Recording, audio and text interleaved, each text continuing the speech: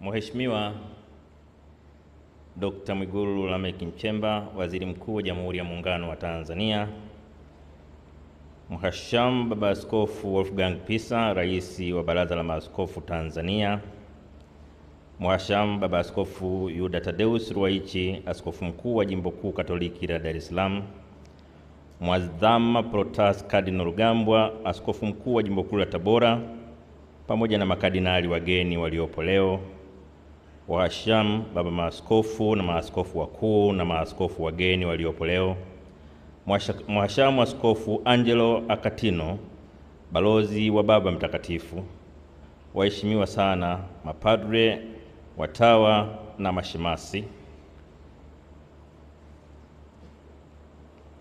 viongozi wa madhehebu mbalimbali ya dini mlioko hapa, viongozi wetu wastaafu, nipende kutambua uwepo wa Waziri Mkuu na Makamu wa Rais mstaafu Joseph Sinde Warioba, Mheshimiwa Dr. Philip Mpango, Makamu wa Rais mstaafu, Peter Kayanza Pinda, Waziri Mkuu mstaafu, Kassim Majaliwa, Waziri Mkuu mstaafu, na Mheshimiwa Spika mstaafu Anna Semambe Makinda.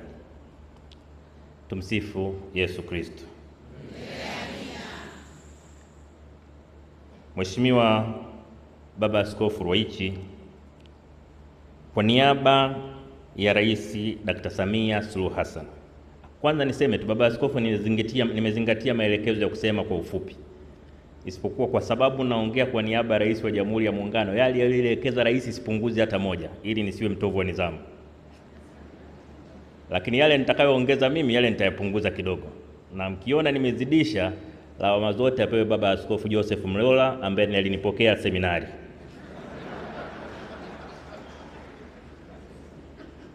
Kwa niaba ya Dr. Samia Suluhu Hassan, Rais wa Jamhuri ya Muungano wa Tanzania na serikali nzima, napenda nianze kwa kutoa pole kwa Kanisa Katoliki Tanzania na ulimwenguni kote, Wakristo wa Katoliki, ndugu, jamaa na Watanzania wote kufuatia kifo cha Baba Mwadhama Polycarp Kardinali Pengo kilichotokea tarehe 19 Februari 2026.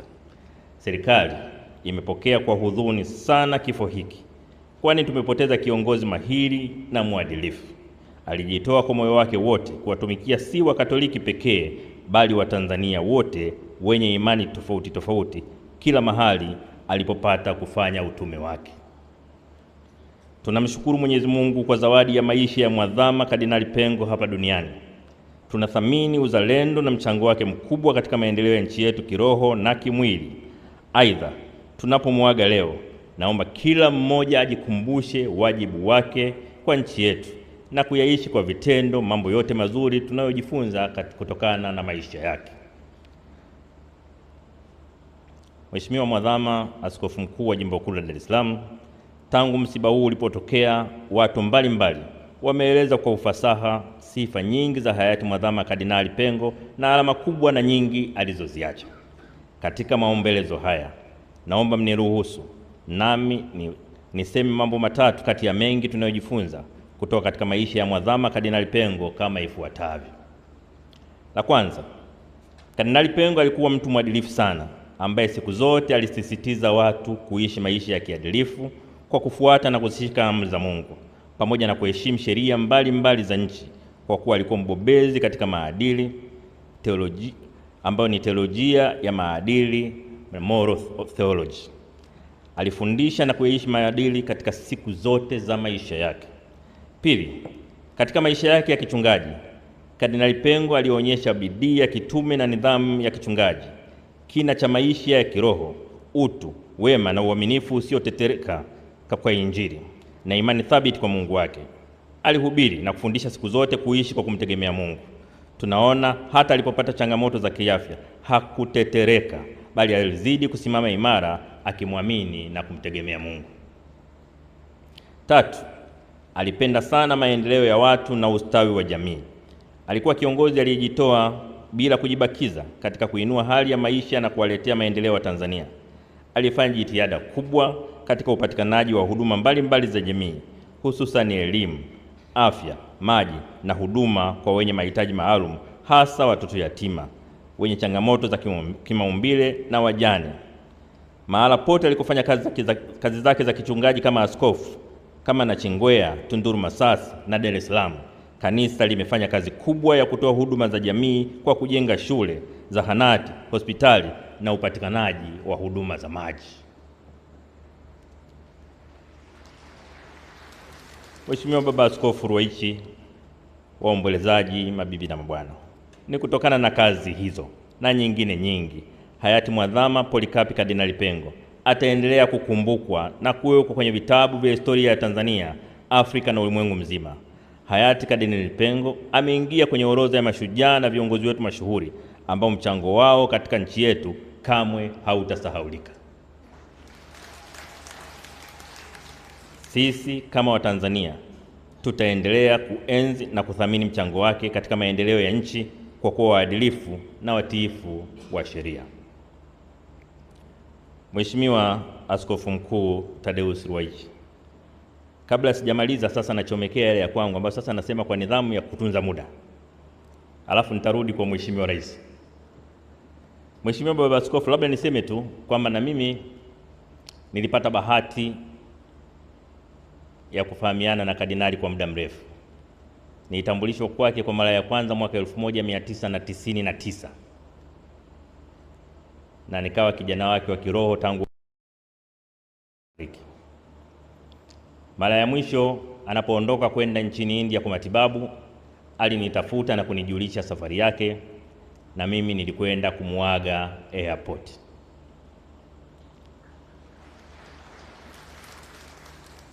Usingeweza kufikiri ni mtu mwenye maumivu, ni mtu mgonjwa sana.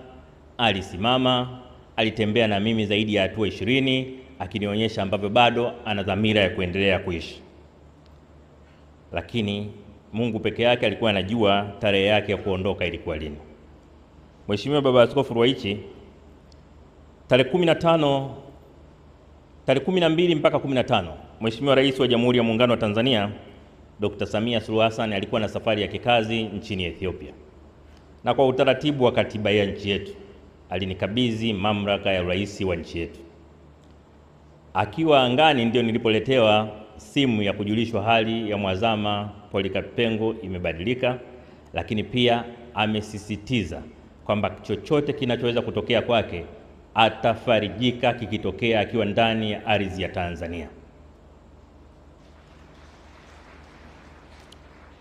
Na nilipoombwa kusaidia ufanikishaji, nilipoambiwa kuna changamoto kidogo ya usafiri, kwa kuwa nilikuwa nimekabidhiwa rungu kwa mamlaka ya urais ninayo mimi wakati huo, nikasema mbona jambo dogo hili? Mbona jambo dogo? Kawasiliana wenzangu, sijui waziri mkuu nani. Sasa baadaye nilijua ni habari tu ya kubadilisha tiketi na nini, haraka kupata tarehe. Sasa ukipewa mamlaka, wakati unakabidhiwa madaraka ya urais au mamlaka ya urais, kuna mambo unaweza kufanya, kuna mengine huwezi kufanya. Ilipokuja taarifa kwamba kwa hali yake namna ya kumrudisha nyumbani kwa muda anaotaka yeye kuwahi, lazima kukodi ndege ya ambulance. Sasa hapo kwenye ndege ya ambulance, hayo madaraka ya urais yakataka kunitokea puani. Hapo washauri wakasema ikifika hapo sasa, hapo lazima rais afanye maamuzi. Basi nikamwandikia rais wetu ujumbe mrefu kumweleza mchango wa miaka 35 wa Kardinali Pengo. Alifanya hivi. Mwisho rais akasema makamu, mbona unazunguka sana, sema shida ni nini? Nikamwambia shida ambulance. Rais Samia akasema nimeridhia, fanyeni mchakato, ifanyike haraka sana.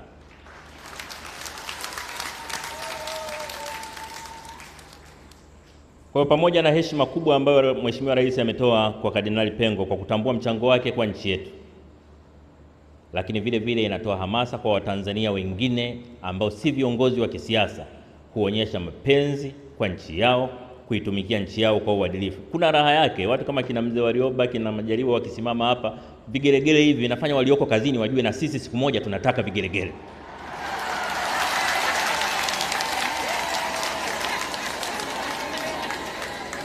Lakini pia kujua kwamba nchi hii kila mtu ana nafasi na wajibu wa kuitumikia.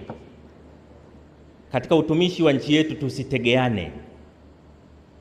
kila mtu atumikie nchi yake kwa nguvu zake zote. Nimekuwa nikiyasema haya mara nyingi. Mimi hata mambo ya kugombana